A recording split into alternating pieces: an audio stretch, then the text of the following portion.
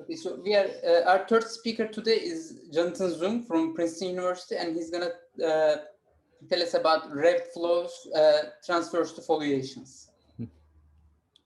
All right, thanks, Raj. All right, yeah, so I'm going to tell you about a little bit about some new perspectives on the Eliashberg-Thurston theorem, which relates foliations to context structures in dimension 3. So first, let me recall this analogy between foliations and context structures, the sort of two kind of codimension 1 structures we have on 3 manifolds. And within the class of foliations, there's this class of taut foliations that's analogous to the class of tight context structures. And maybe there are many definitions of taut, but maybe the one definition that's most suggestive for today is a foliation is taut if and only if there exists a transverse volume preserving flow.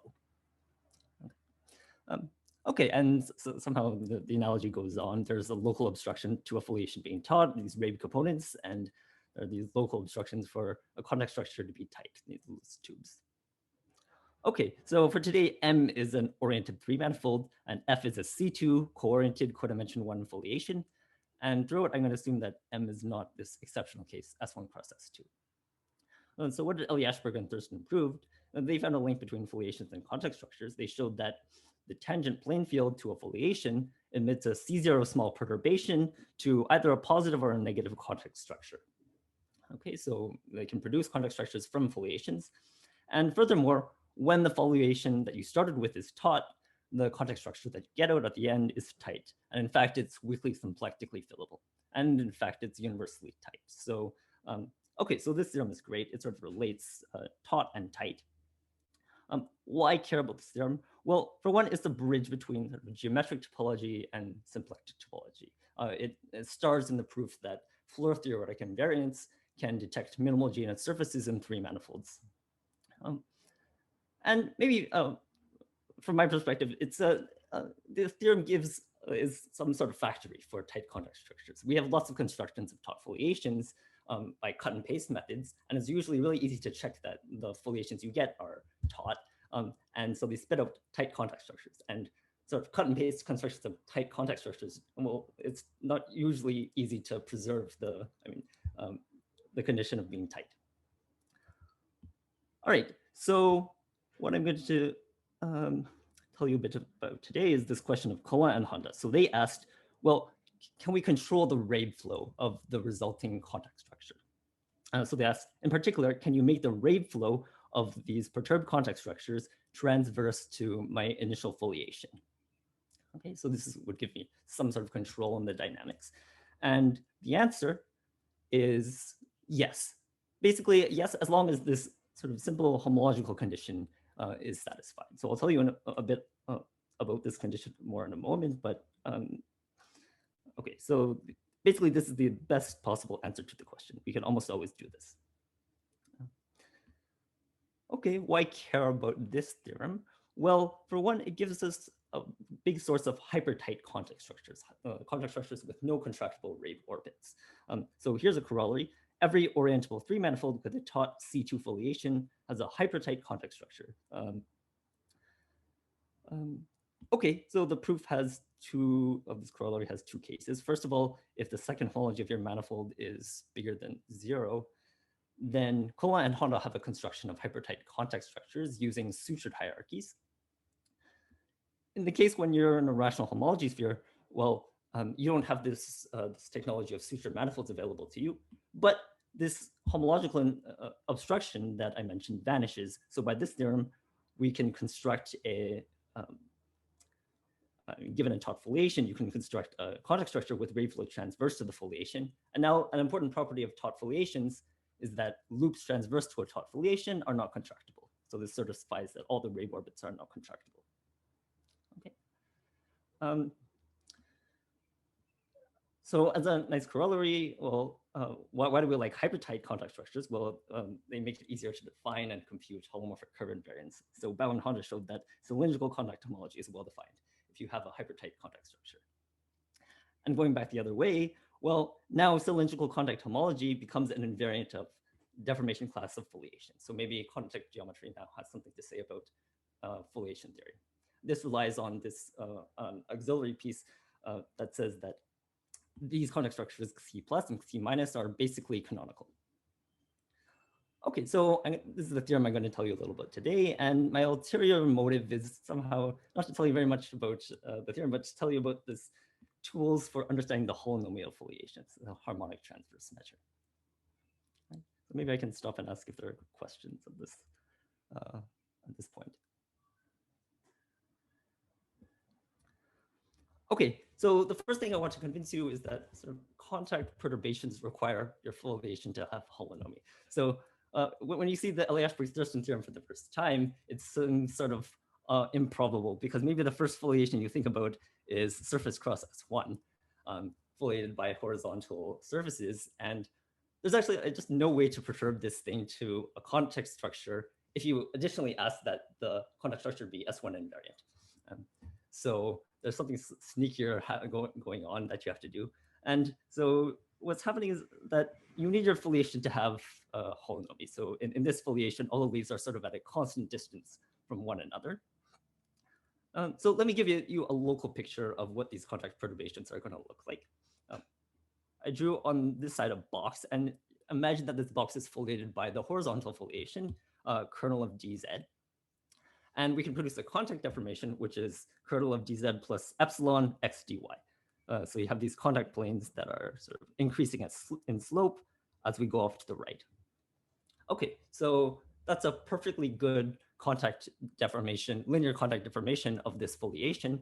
That works on R3, but it looks like there's a problem if we're living in a closed three manifold, because sort of as you walk off to the right along this curve, the slopes of the contact planes are increasing relative to the foliation. So it looks like we might not be able to, we have a problem where these slopes are sort of increasing without bound as you go off to the right of the picture. So in red here, I drew the slopes of the characteristic foliation of the contact structure on the back and the front. So what you should notice is the slope on the back is smaller than the slope on the front of this picture. Okay, so what do we do? Well, holonomy comes to the rescue. So we can just take this entire picture and compress the right side down. And now the characteristic foliation on the back has the same slope as the characteristic foliation on the front. So there's just a chance now that we can glue up this local picture into a closed three manifold. Okay. Okay, so this is the local picture that we should have in mind. Let me now explain a sketch of how Eliashberg and Thurston proved their theorem. So what they first do is they first locate some holonomy in the foliation. They find sufficiently many closed curves in leaves of the foliation along which f has contracting holonomy. So I drew the neighborhood of some curve here, like this. The neighborhoods are solitary, so you should glue this side to this side. And inside these solid torus neighborhoods of curves with attracting holonomy, there's some local perturbation that you can do. That's somehow, I mean, it's not exactly this picture, but something analogous to it. So now you've perturbed the plane field in the neighborhood of these curves with attracting holonomy. So you have this plane field that's a foliation in most of the three manifold and a contact structure sort of close to these curves. So you do this model perturbation, and then there's this third step, which is somehow like spread out the non-integrability of the plane field to the rest of the three manifold. So eventually it infects the entire three manifold, and you're left with the tight contact structure. Okay, that's great. So that's the sketch of their approach to the theorem. The issue for us is that, well, in this step number 3, it's a little bit hard to understand what's going on in step 3. One, it's hard to visualize what the contact structures you get are, and two, you lose control of the Reeb flow during step 3. Somehow the problem is that you chose really different contact forms in each of these solid torus regions, and when they hit each other, you have no clue what's going on. Okay, so I think I convinced you that to construct these contact deformations, it's really important to understand the holonomy of foliations. So let me now introduce some language to discuss the holonomy of foliations. So the way we measure holonomy is by using transverse measure. So what's a transverse measure? It's an assignment of a sign length to piecewise smooth arcs in M, satisfying a bunch of axioms, but you shouldn't really read these axioms. You should just look at example 1. The canonical example is a one form whose kernel is the tangent shear foliation. So a one form defining the foliation. So what's a transverse measure? It's just one of these one forms or a weak limit of such things. Right. So as example of one of these weak limits, here's another kind of transverse measure. Given a compact leaf of your foliation, you can define this hitting measure. So tau applied to an arc gamma is just the sine number of intersections of your curve gamma with S. So that assigns an integer to every curve in your three manifold transverse to the foliation.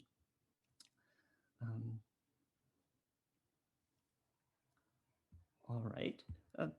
A transverse measure may or may not have full support. So example 2 doesn't have full support. There are plenty of arcs where on which the transverse measure evaluates to 0. But in example 1, usually these one forms, you can ask that they have full support. So what's the point of a transverse measure? Well, it lets you, it gives you some sort of calipers to measure the distance between leaves in your foliation. So here I drew a picture with, say, leaf lambda 1, and imagine there's some nearby leaf lambda 2. And so if these guys are close by, we can draw these sort of arcs that go from lambda 1 to lambda 2, use tau to measure the lengths of these arcs, and that defines a function on the leaf lambda 1, which you should interpret as the distance to a nearby leaf. Okay. And in this picture, you should really think that lambda 2 is infinitesimally close to lambda 1. So really, I'm thinking about the germs of these functions, the distance to a nearby leaf. So every transverse measure gives sort of a different notion of this distance between nearby leaves. All right. And the last definition I need to give you is this notion of, well, two definitions. A transverse measure is invariant if the distance to a nearby leaf is locally a constant. So you should think of this case when you have a product foliation. Or another case that you can think of is in example 1, if you have a one form defining your foliation that additionally is a closed one form, then that's an invariant transverse measure. Okay. Second definition, a transverse measure is called harmonic if the distance to a nearby leaf is locally a harmonic function. Okay. So for this definition, you need the leaf to have a background metric. Okay, so the basic principle is somehow that the harmonic transverse measures are the simplest ones, and they have, in particular, they have no local maxima or local minima, so there's no extraneous maxima or minima. Okay, let me tell you a bit about why I care about invariant transverse measures. So the first lemma is that an invariant transverse measure is an obstruction to a transverse Reeb flow. So this is basically just an application of Stokes' theorem. It generalizes the fact that a Reeb flow can't be transverse to a closed leaf in your foliation. Why care about harmonic transverse measures? Well, let me first a bit of history, maybe. Harmonic transverse measures were first introduced to understand, well, Thurston was interested in this leaf pocket theorem. So the leaf pocket theorem says that if you're in a foliation and you go in a random direction in the leaf, with probability 1, a holonomy is contracting along this direction, which seems sort of surprising because you might expect that holonomy is expanding in half the directions and contracting in half the directions. But no, it's not true. It's holonomy is contracting along almost every direction. More relevant for us today is this following lemma: a smooth harmonic transverse measure of full support, okay, so gives rise to a linear deformation to a contact structure with Reeb flow transverse to the foliation additionally. All right. I'm not going to detail what the construction is. It's almost canonical, but maybe I'll just say the main idea is that you look at these directions. The harmonic measure tells you which directions have contracting holonomy. So you can sort of look at the gradient of this harmonic function, and that defines some axis, and that's the axis along which you should rotate your contact planes. So it's analogous to this picture that I drew up here. Here, the direction of contracting holonomy is to the right, so you should rotate your contact planes along this axis that's going to the right. And, well, harmonic functions are good enough that this somehow always works. maybe I can stop now and ask if there are any questions along the way. So which kind of metric you have on the fibers? I'm kind of confused. Oh, you can choose any metric. Actually, you can make the metric a hyperbolic metric on each leaf, but really just any metric. But notion of being harmonic depends on conformal structure at least, right? Right, but just choose one. Okay. Okay, great. So how can you construct harmonic transverse measures? So, you construct them using leafwise Brownian motion. So this is an idea that goes back to Lucy Garnett in the 80s. So what's leafwise Brownian motion? Well, start with affiliation. Can I just ask a basic question? We're talking about open leaves here? You could have compact leaves. And if you have a compact leaf, then you can't have harmonic functions on it, I guess. But a compact leaf is an example of an invariant transverse measure. So I sort of want to think about foliations that don't have compact leaves. Okay. Okay, thanks. Okay. So what's leafwise Brownian motion? Well, you have some foliated three manifold, assume you have a background metric, and suppose I have a particle that's sitting in this three manifold, then I can let it evolve by Brownian motion. And when it evolves, I ask that it just stays in the same leaf and just sort of does standard Brownian motion with respect to that leaf's metric. Okay, so if I start with a measure on M, think of that as a particle density function, then I can let, each of the particles evolve according to Brownian motion, and that gives me a flow on measures. Okay, so the theorem of Garnett is that a stationary measure for this process of leafwise Brownian motion exists. And once you have a stationary measure, that's a sort of a three-dimensional measure, and you can divide by the leafwise area form to get a harmonic transverse measure. So this just reflects the fact that harmonic functions are the stationary distributions of heat flow.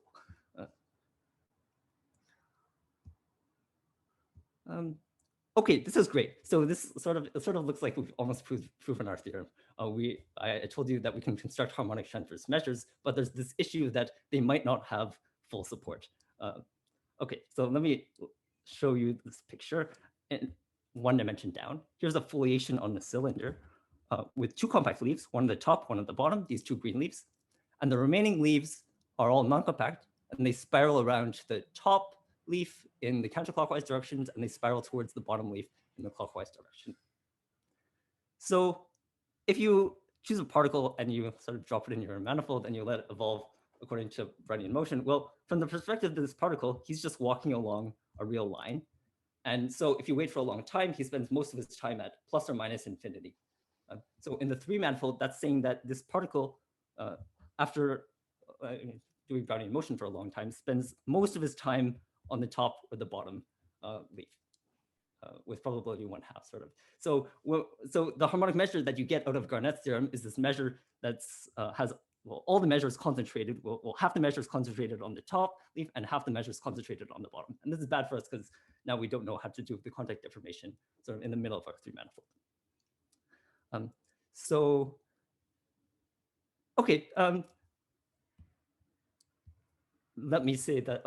Let me conclude with maybe a few words about proof of the main theorem. So the proof of the main theorem involves relaxing this condition of being a harmonic transverse measure to being a log superharmonic transverse measure. So a function is log superharmonic if its logarithm is a superharmonic function.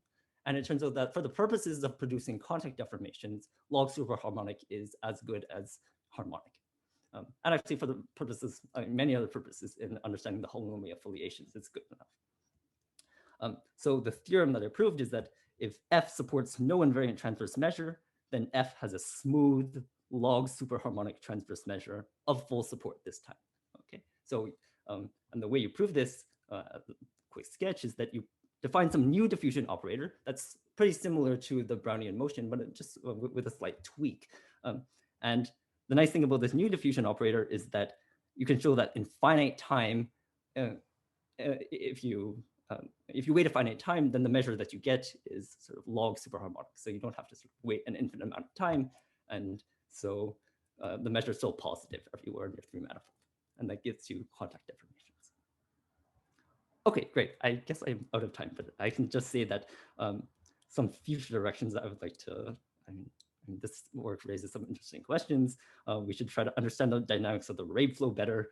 For example, is this Reeb flow product covered, meaning that it's topological conjugate to the flow in the z direction in the universal cover? Can we compute cylindrical contact topology? And some examples, yes. The answer is yes. And last question is there a higher dimensional analog of this picture? So we would very much like to understand what is the correct notion, version of the Eliashberg-Thurston theorem in higher dimensions. Okay, that's all I have to say to you today. Thank you for listening. Thanks for the talk.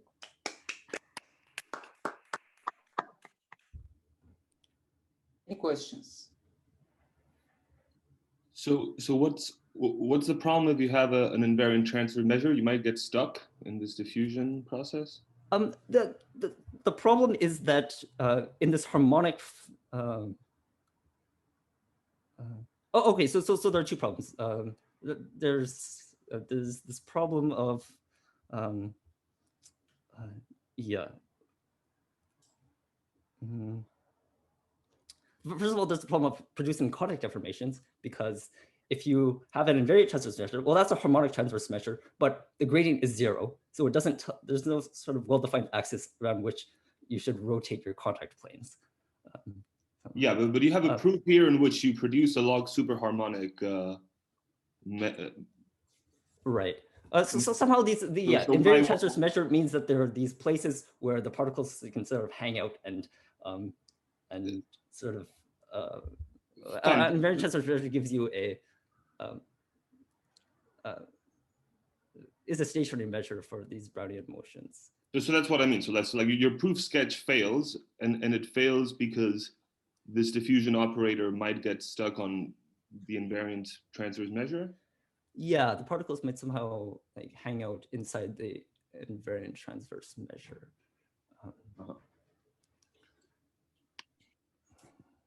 Okay. I should say, okay, sorry. So I should say that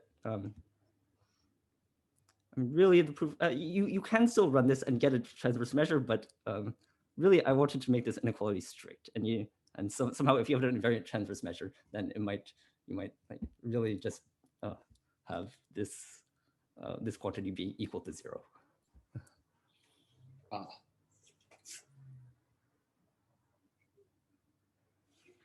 So long ago, there was an attempt by Stiefel-Schuller to use parabolic PDEs in order to deform foliations into contact structures. Yeah. And, I mean, it was kind of fancy parabolic PDE, and you also have some kind of parabolic PDEs. That's right. Is there any connection with this work? So I think the approaches are slightly different. So Altschuler has to, well, really implements step number 3 of the proof sketch, right? Spread out the contactness. So, but Altschuler still requires this this step 1, where you have to find these sort of regions of contracting of holonomy and do the model perturbation first. So somehow this approach doesn't require you to do this model perturbation to find these model curves at the beginning. And so Altschuler can only get off the ground once you have enough contact regions in your 3 manifold.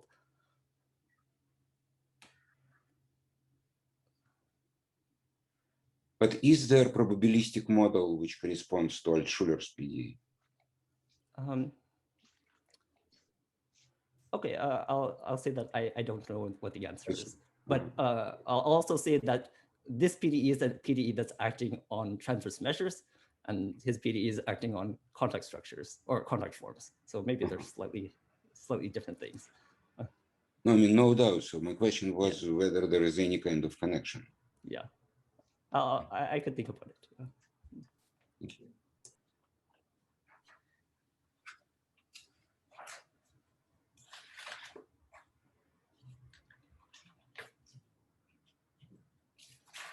Any other questions?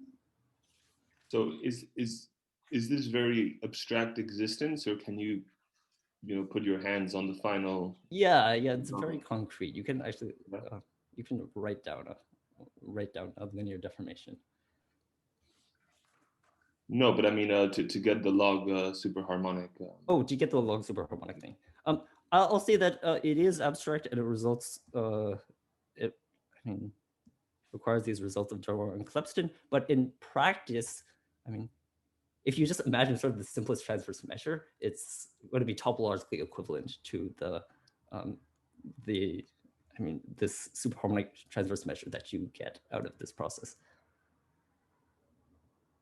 So is there like a particularly simple example where you can write down everything very explicitly? Yeah, sure. I guess the simplest case is where the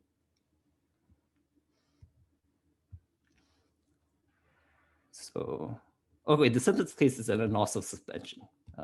So you have this take a map T2 to T2 hyperbolic, and you take the mapping torus of this thing. This thing carries the foliation.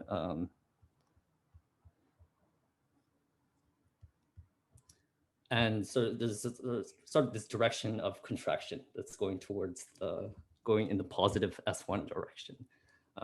And you can write this all explicitly. Maybe I can give you the hint of the idea. Each of the leaves is a hyperbolic plane, and in the upper half plane model, the flow looks like a flow like this. So that's vertical in the upper half plane, and well, there's you can write everything explicitly. But sorry, so I understand in the examples where you can write down everything explicitly, did you kind of have already a different way of guessing what the contact structure was, or do you? Yeah, okay. So I guess in this case, in the anossel case, yes, there's a way to guess it. I guess the real place where this this story helps you is the case where you have some sort of exceptional minimal sets, I should say. So that means that you have some, I mean, what's it? Oh, okay. So I mean, examples that are sort of analogous to this picture, where you have some leaves. This time, these aren't compact leaves, but these are sort of sublaminations of your manifold. And then you have some other parts of your foliation, and the leaves in the remainder of your foliation limit onto the leaves in the sublamination. So there are lots of examples like this that you can build like this. You take some lamination, and you can sort of plug the exterior of that lamination with a sutured manifold. That defines a foliation like this, and somehow you can sort of visualize what these log superharmonic transverse measures look like in those examples. I'm not convinced that I can draw an example for you right now, but there's a picture in my paper, maybe. Very interesting, thanks.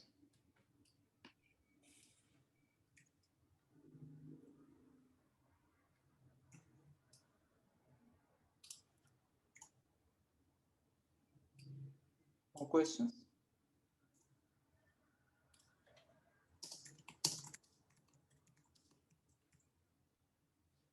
If not, let's thank the speaker again.